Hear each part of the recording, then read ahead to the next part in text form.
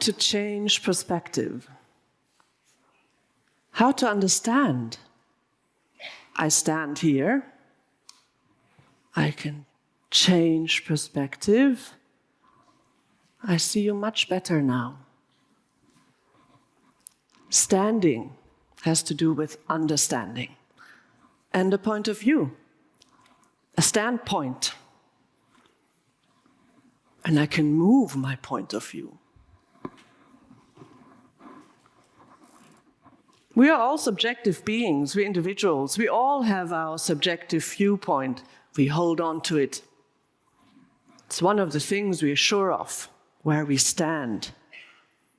And when I'm unsure, when I'm in doubt, I move from one leg to the other.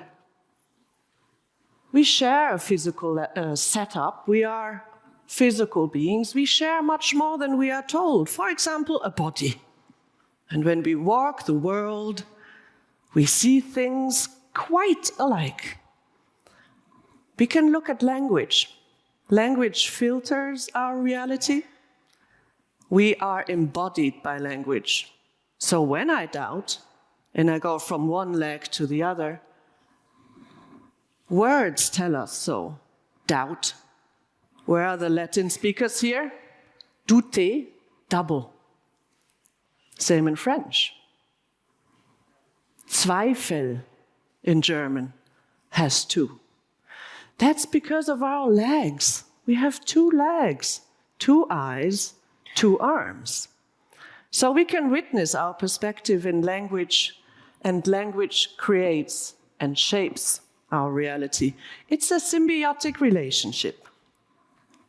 So when we change perspective, we see new things, we walk around the world, we see things occur differently. Change brings novelty. We decipher meaning. We try to read the world. We try to understand its symbols. There's polyvalent language and multitude, ambiguity everywhere. Things are not so clear after all. So when we walk the world, meanings shift. Views shift. Aspects shift. Perspective. Aspect, it's in the word. So aspect change means changing what we see. When we move, we have a horizon. The horizon shifts with us. We are at the center of the horizon. It surrounds us. In philosophy, hermeneutic philosophy, they study understanding. They have a beautiful symbol for understanding. It's when horizons merge. When we see the same thing for an instant, our horizons become one. So what happens when we understand? We breathe in, aha, oxygen floods our body. There's dopamine going into our brain, and we have an aha experience, bliss. Understanding creates bliss. Understanding gives us homemade drugs. We love understanding. Aspect change creates aha moments. When we get things, when we see things for the first time. But change means novelty. And our brain hates novelty. Our brain likes to do the same things again and again. We fear change. It's not our fault. It's our brain. Novelty creates stress. If understanding creates bliss, then uncertainty creates fear. So we avoid ambiguity. We take shortcuts. We take the familiar route. Our neurons do real quick. So that is a problem. Our brain fears novelty because there is a sense of building models in our head. We constantly, while we navigate through the world, are comparing what we already know about the world, and our brain constructs models of what to expect. If it's new, if things change, it creates stress. No dopamine. no homemade drugs. Very, very uncomfortable.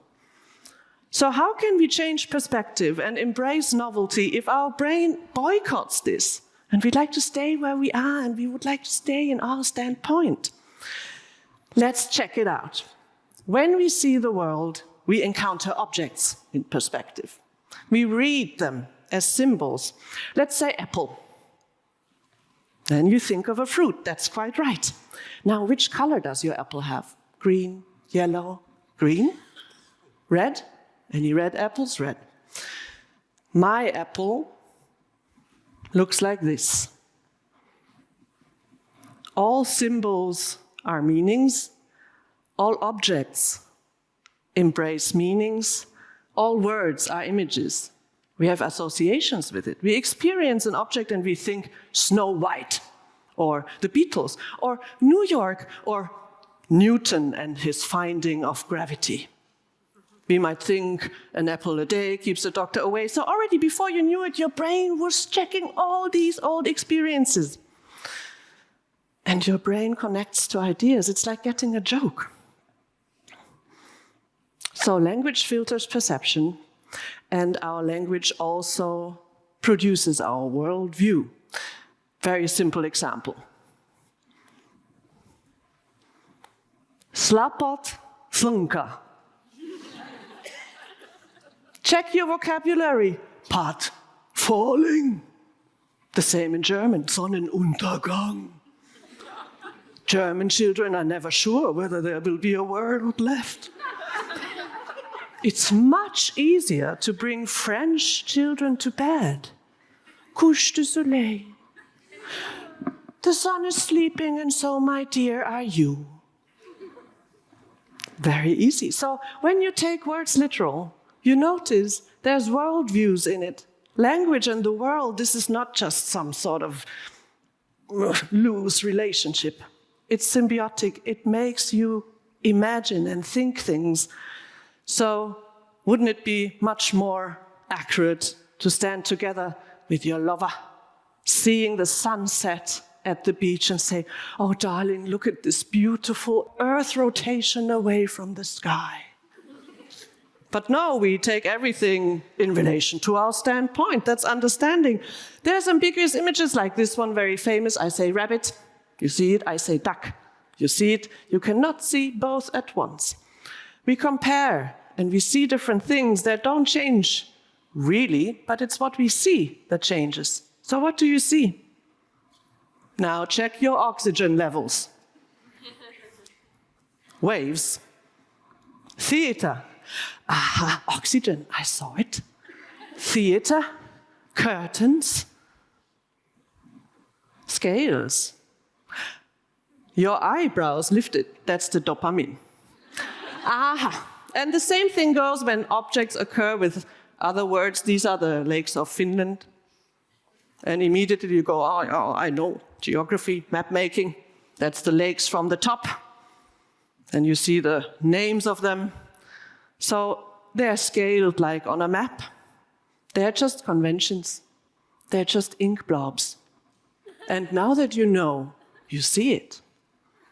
So perspective is political. They're instruments of power. Maps are. Every form of representation is a distortion. Interpretation is skewing what we see. And understanding always implies choosing a perspective. When we see an image, couple in the forest, check. And now these different words influence what you see. Your brain constructs real quickly a context in which these words make sense. And it's really a difference whether this is a romantic picnic or a trap. So our brain always wants to make sense of things that come together. And also, it's not only occasional thoughts that filter what we see. It's also expertise and jargon which make us blind. This image has been shown to a botanist, and he watched it for an hour with me, telling me all the species. One is Vaccinium myrtillus. He could have said blueberry, then I would have understood. But he also said Pinus Silvestris and Pinus. I can't even read this. So this person was an expert in his field, and he didn't see the image as a whole. He didn't notice the absurdity of a tree growing out of a rock. So expectations can prevent us from getting the whole picture. One is unable to notice something because it is always before one's eyes. Ludwig Wittgenstein studied aspect change. And so what to do with this, how to practice aspect change then, despite our lazy brains? We can try to postpone judgment. We can try to search out situations of novelty. That can be done, for example, in the arts. We undergo aspect changes. We can experience a perspective. We try to unriddle it. What's going on there? And we can see images and try to word them and say, well, this is just a vase with flowers. Something happened there. Somebody was not happy. So also there, words don't just replace the image. We see an image and we try to understand what happened before or what will happen next.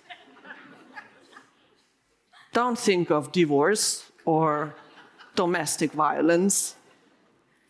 So we can expose ourselves to novelty.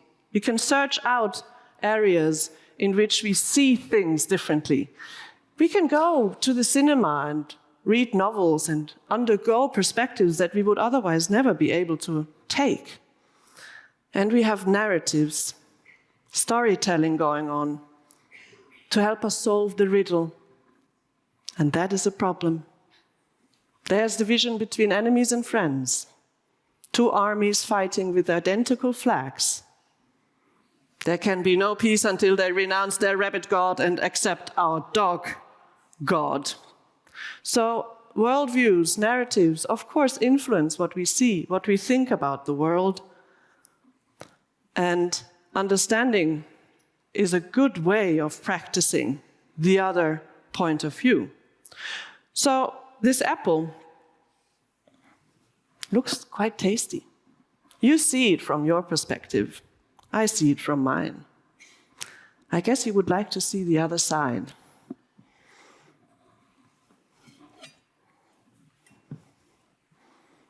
So let's make a horizon.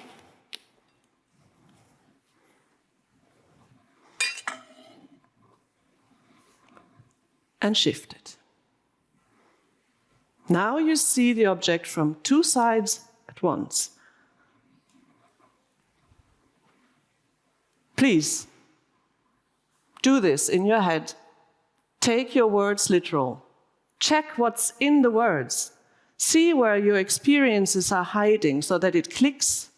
Sometimes it clicks too fast. Sharing viewpoints creates empathy. It creates a sense of sharing. Merging horizons means I feel seen. I see what you see. We are not so different after all.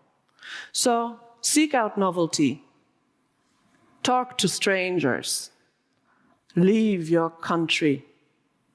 Meet your neighbors. Seeing is an activity. It brings solace. It means feeling understood.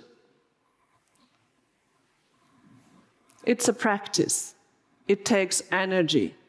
Our brain rebels against it. But it can be trained. I think about 35 times of seeing the old model of the world, the next time you manage to change it. It's like sports.